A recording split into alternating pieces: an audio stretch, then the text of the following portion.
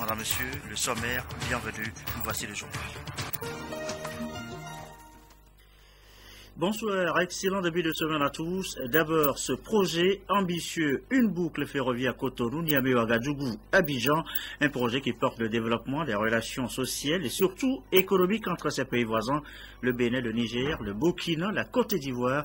Il a été lancé officiellement donc ce lundi dans la capitale nigérienne par les chefs d'État concernés, parmi eux le président Faure Gnassingbé. Voici le compte rendu avec Pierre Soussoukou. C'est un impressionnant projet au bénéfice des pays de la sous-région ouest-africaine. Projet démarré ce lundi au Niger et qui a vu la participation du chef de l'État Faure Gnassingbé aux côtés de ses pairs El Hadj Issifou Mahamadou du Niger et Yahi Boni du Bénin. Il s'agit du lancement officiel des travaux du tronçon de la boucle ferroviaire Bénin-Niger. Le président nigérien a rappelé le contexte historique du projet avant d'indiquer que son pays sera doté bientôt d'une voie ferroviaire qui reliera Niamey à Cotonou, Ouagadougou, Abidjan et Lomé.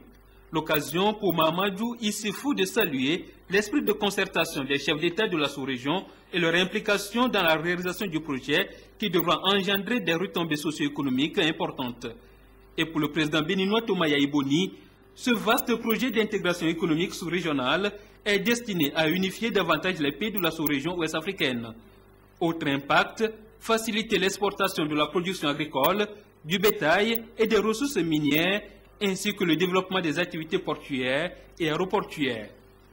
L'initiative va apporter aux populations de l'électricité et de l'eau à partir de l'énergie solaire. La même cérémonie de lancement aura lieu demain à Cotonou, au Bénin, pour une jonction rapide des deux tronçons, Cotonou-Parakou et Parakou-Niamey. Quant à l'inauguration de la ligne Cotonou-Lomé, elle est prévue courant avril.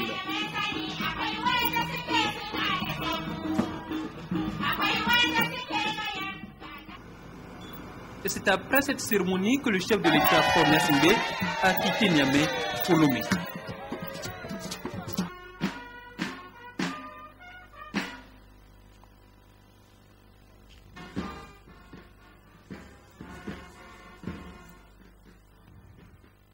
Et voilà donc le compte rendu de Pierre Soussoukou. Retour à l'actualité nationale. Notez tout d'abord que les honorables députés se réunissent pour leur deuxième et troisième séance plénière de la première session ordinaire de l'année.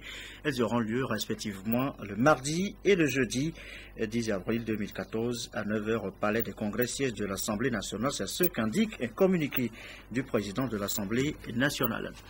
L'actualité chez nous donc, les réformes engagées dans les finances publiques. Une revue de ces réformes est en cours. Elle concerne l'exercice 2013. Il est précisément question d'évaluer les progrès réalisés jusqu'à fin décembre 2013. Une façon aussi de baliser la voie à des actions à mener pour l'agenda 2014-2016. Les précisions, Charlotte Moussimi.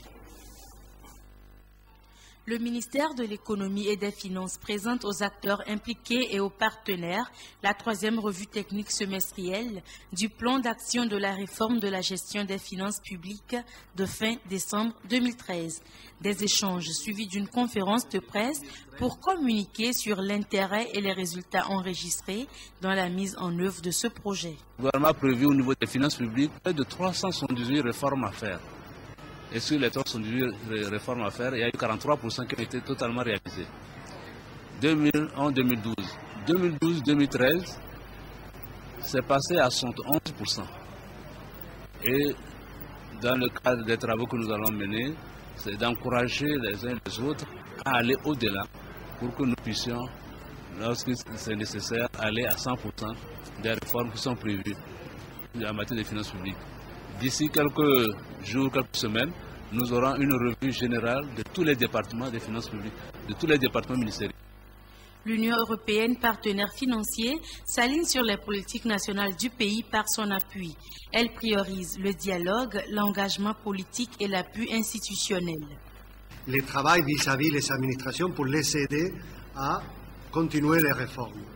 Et pour ça, il y a 4,5 milliards qui sont dédiés à partie égale, entière pour la réforme des finances publiques, donc la revue qu'on est en train de mener aujourd'hui, pour la mise en œuvre de toutes ces réformes et tous ces plans d'action et activités qui ont été identifiés. Les mesures de 2014 seront évaluées d'abord à mi-parcours à la fin juin, puis en décembre 2014, pour examiner les éventuels progrès entre 2013 et 2014. Le projet est piloté par le Fonds monétaire international. Et des finances, on passe à l'agriculture. À l'agriculture familiale, précisément, nous l'annoncions en titre tout à l'heure, elle doit nourrir également son producteur, mais quelles dispositions pratiques pour augmenter la productivité? Les experts de la sous-région tentent à l'OME depuis ce matin de trouver les bonnes formules. Elles devraient améliorer les conditions de vie des populations como-boyantaises. Une productivité agricole répondant aux exigences de la demande dans les pays de l'Afrique de l'Ouest et centrale, notamment dans le domaine alimentaire. Le souci reste préoccupant et les experts en matière agricole ne cessent d'œuvrer pour appuyer les exploitants agricoles au niveau familial. Malgré les efforts consentis, les résultats des recherches sont peu ou mal appliqués en raison du niveau technique insuffisant des exploitants. Il faut donc réfléchir sur les stratégies à définir pour mieux les accompagner. Souvent, les technologies générées ne sont pas très adaptées aux producteurs. Et parfois, quand même si elles sont adaptées, les producteurs ont de la peine à les adopter parce que ça nécessite certains changements de comportement. Quand nous prenons par exemple la subvention des intrants agricoles, c'est une décision politique. C'est une option politique qui peut permettre aux producteurs, lorsque l'engrais est disponible, de l'acheter à un coût réduit et appliquer les doses recommandées par la recherche. C'est une initiative du projet AgriFarm qui vise l'amélioration des conditions de vie des exploitants agricoles à la base. Lancé depuis avril 2013, ce projet, financé par le Conseil Ouest et Centre africain pour la recherche et le développement agricole, CORAF, prend en compte 6 pays africains, dont le Togo. Et voilà qui nous amène à l'environnement. Direction Atapamé pour cette rencontre entre agents forestiers et cadres du ministère de tutelle. Le mot d'ordre désormais dans le secteur, ça doit être le professionnalisme. Yves Abelivi. Protéger l'environnement et plus précisément le couvert végétal togolais, c'est la mission confiée aux forestiers et depuis, ces agents opèrent sur le terrain suivant des normes déjà définies, normes auxquelles il leur faut davantage accorder d'attention, question d'être plus professionnel. La question a fait l'objet de cet atelier de formation tenu à Takpamé, atelier initié par le ministère de l'Environnement et des Ressources forestières à l'intention de ces agents de la région des Plateaux. Le ministère de l'Environnement et des Ressources forestières, comme tous les départements ministériels,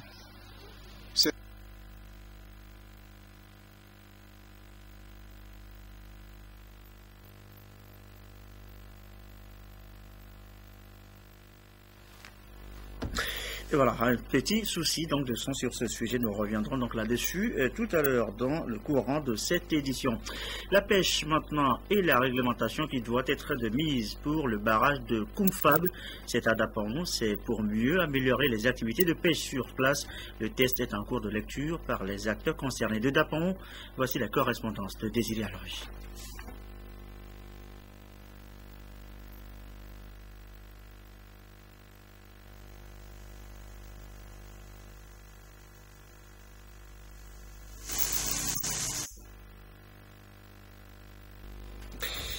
Voilà, nous avons visiblement donc de petits soucis de son, ça va se corriger au fur et à mesure.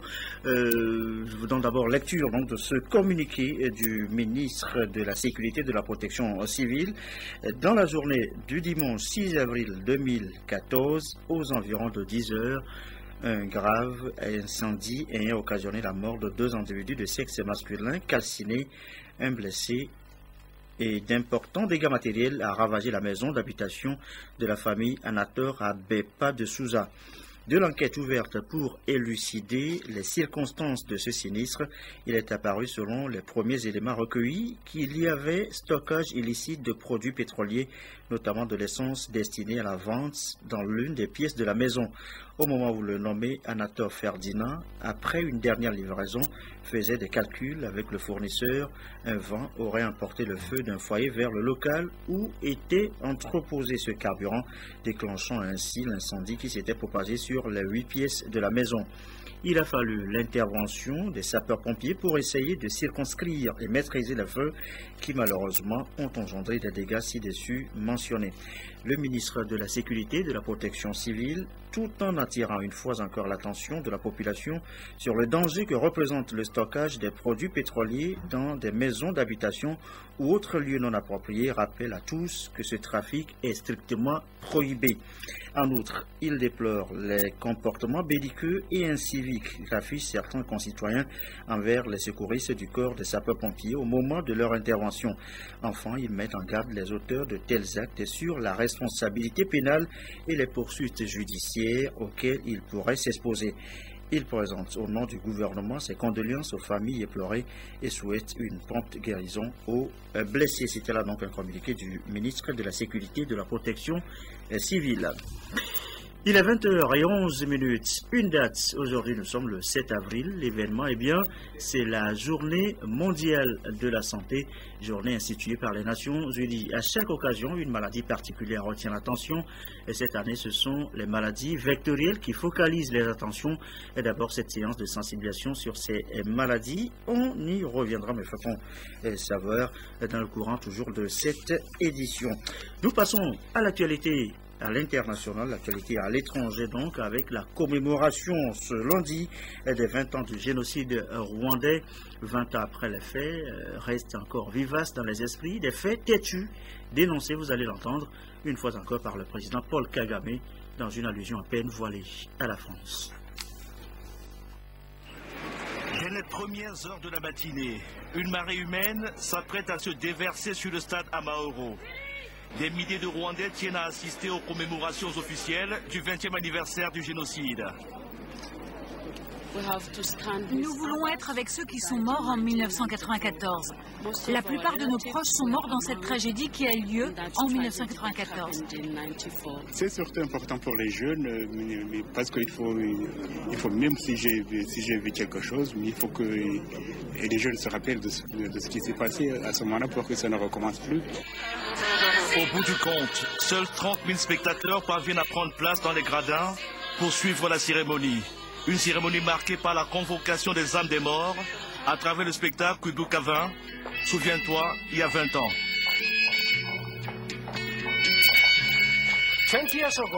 Il y a 20 ans, des milliers de Rwandais avaient trouvé refuge dans ce stade pour échapper simplement au meurtre et au viol. Et aujourd'hui, il est rempli de gens qui construisent un nouveau Rwanda. Entre 800 000 et 1 million de Tutsis ont été massacrés en 3 mois par des Hutus radicaux. Mais Paul Kagame insiste sur le rôle et la responsabilité des acteurs étrangers. Aucun pays n'est assez puissant, même s'il pense l'être, pour changer les faits. Après tout, les faits sont têtus. De manière à peine voilée, le chef de l'État rwandais s'en prend à la France, qui n'a pas pu être représentée aux commémorations officielles du 20e anniversaire du génocide. Des commémorations qui ont commencé par le dépôt de gerbes de fleurs au mémorial du génocide et l'allumage de la flamme du souvenir. Cette flamme brillera pendant 100 jours pendant lesquels ont duré les massacres. Thank you. La France, vous venez de l'entendre, la France accusée, la France qui dément de nombreuses réactions côté français, ni l'implication de la France dans le génocide rwandais. Regardez. Après l'interview de Paul Kagame à Jeune Afrique, Paris a renoncé à envoyer son ministre de la Justice aux commémorations. Depuis, les réactions se multiplient. Pour celui qui occupait Matignon en 1994, le président rwandais ment quand il affirme que la France a participé à l'exécution du génocide. La France n'est en rien complice du génocide, au contraire, elle est de tous les pays du monde le seul qui ait pris l'initiative d'organiser une opération humanitaire pour éviter un massacre généralisé. Et cette opération a tout de même permis de sauver quelques dizaines de milliers de vies. Le commandant de la force turquoise au Rwanda a rappelé de son côté que la mission française avait débuté fin juin 1994, alors que la majeure partie des massacres avait déjà été commise.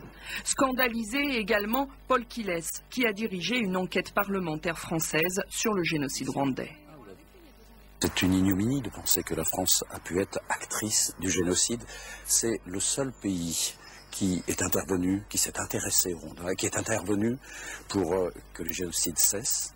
La Belgique, également mise en cause par Paul Kagame, a maintenu sa participation aux commémorations.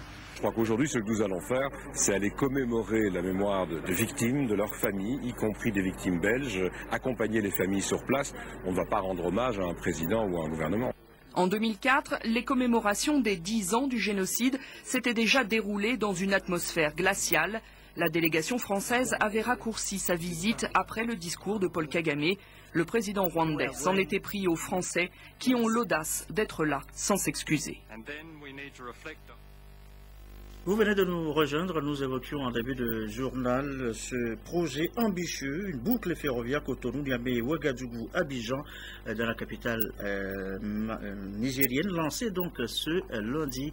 Le chef de l'État, Faure Gnassingbé, était présent. Vous voyez là donc les images de son arrivée dans la capitale Niamey ce lundi matin. Donc le président Faure Gnassingbé arrivé et accueilli par les autorités nigériennes. L'exécution de l'hymne national, le rituel d'accueil donc a été observé sur l'aéroport de Niamey avant que le président ne participe aux côtés de ses pairs du Bénin, de la Côte d'Ivoire, du Burkina et du Niger, donc au lancement officiel de cette boucle ferroviaire Cotonou, Niamey, Ouagadougou, Abidjan, un projet, vous disiez tout à l'heure, ambitieux et qui va améliorer donc les relations, améliorer davantage les relations économiques et surtout sociales entre les populations concernées. Dans le reste de l'actualité, on signale également cette séance de formation pour enseignants. Ils sont du primaire, du secondaire et du supérieur. Ils s'initient à l'utilisation de kits syncopés, un pas vers l'enseignement numérique pour tous en Afrique, un coup de pouce de la coopération française. Les précisions et sera Théotéou. L'ère du tout numérique s'ouvre au Togo, à commencer par son système éducatif. Des kits d'éducation pour tous, appelés kits Sankoré, font leur entrée, promus par le service de coopération et d'action culturelle de l'ambassade de France. Un kit numérique Sankoré est composé tout d'abord d'un ordinateur portable qui est équipé du logiciel Open Sankoré, qui est un logiciel gratuit, qui est un logiciel pédagogique, afin que les enseignants puissent produire des cours et ensuite les reproduire en salle de classe. Autre équipement, c'est également le vidéoprojecteur, qui est un vidéoprojecteur tout à fait normal. Et l'autre, en fait, ce qui est l'apport en fait de ce projet, c'est le tableau numérique interactif. C'est-à-dire, c'est un petit dispositif que l'on fixe à côté du vidéoprojecteur, qui a un émetteur infrarouge et qui permet, avec l'aide d'un stylet ou d'une baguette magique, de pouvoir contrôler la souris directement sur le mur de projection. 15 pays africains disposent déjà de ce kit entièrement financé par la France. Le Togo n'est qu'à ses débuts. La vingtaine d'enseignants du primaire, du secondaire et des universités du Togo se forment donc à l'utilisation, à la gestion et à la maintenance d'un kit Sankoré. Le projet Sankoré va permettre, je dirais, de booster et de piloter les présentations présentielles. Il s'agit d'accompagner les présentations présentielles avec les avantages des technologies de l'information et de la communication. Le tableau noir, qui était un tableau fixe, devient un tableau illimité. L'enseignant hérite d'une librairie avec une bibliothèque enrichie de sons, de vidéos, de contenus multimédia pour appuyer ce qu'il faisait avant. Avec le kit Sankoré, on peut donc écrire, dessiner, mettre des sons, changer le fond du tableau et faire des cours interactifs grâce au logiciel Open Sankoré. La phase expérimentale est déjà amorcée au collège EADEMA et à l'EFOFAT. Et voilà un logiciel qui nous met sur la voie donc du numérique. Une date, nous vous l'annoncions également dans le courant de cette édition, le 7 avril, c'est aujourd'hui. L'événement, c'est la Journée mondiale de la santé, journée instituée par les Nations Unies. Et à chaque occasion, une maladie particulière retient l'attention. Cette année donc, ce sont les maladies vectorielles qui focalisent les attentions. D'abord, cette séance de sensibilisation sur ces maladies. Christine Petit-Kialouki.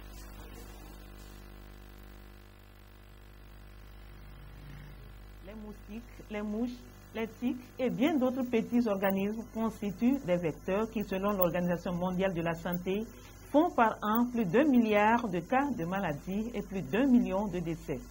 Les populations, surtout les enfants, sont exposés à tout moment au risque des maladies à transmission vectorielle. Pour l'édition 2014 de la Journée mondiale de la santé, l'OMS met un accent particulier sur ces maladies, les causes et les moyens de lutte. Cette année, le thème retenu est la prévention des maladies vectorielles. Et en sous-thème, nous avons petite piqûre, grande menace. Nous avons mis l'accent sur ce thème parce que ce sont des maladies qui ne font pas beaucoup de bruit, mais font l'objet d'un grand nombre de cas. Les enfants constituent un canal parmi tant d'autres, mais un canal de choix également pour pouvoir sensibiliser les adultes et eux-mêmes contribuer aussi à la lutte contre les vecteurs. Les vecteurs et les maladies à transmission vectorielle constituent donc une réelle menace. Les sensibilisations et les actions visant à créer un environnement favorable à des comportements sains vont se poursuivre. Le but visé par le ministère de la Santé et l'OMS est d'inciter chaque individu, les familles et les communautés à agir et à adopter des mesures préventives. Et question simple ce soir, comment prévenir donc ces maladies vectorielles, c'est-à-dire portées par un agent vecteur, le moustique par exemple, pour le paludisme. Les mesures de prévention, Nathalie Panegui.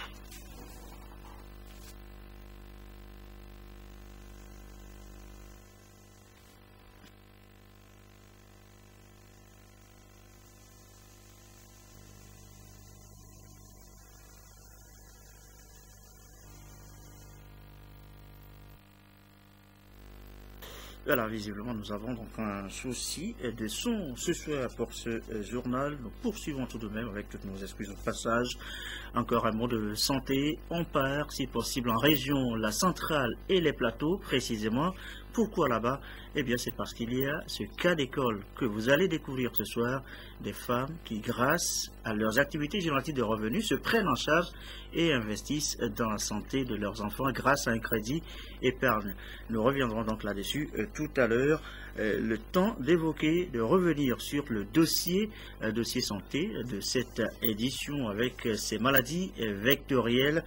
Le cas, par exemple, donc, du paludisme. On tente donc de retrouver Nathalie Panegui pour les précisions.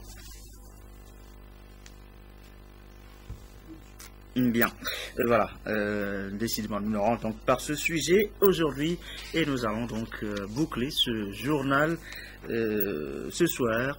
Fin donc de cette édition un peu précipitée.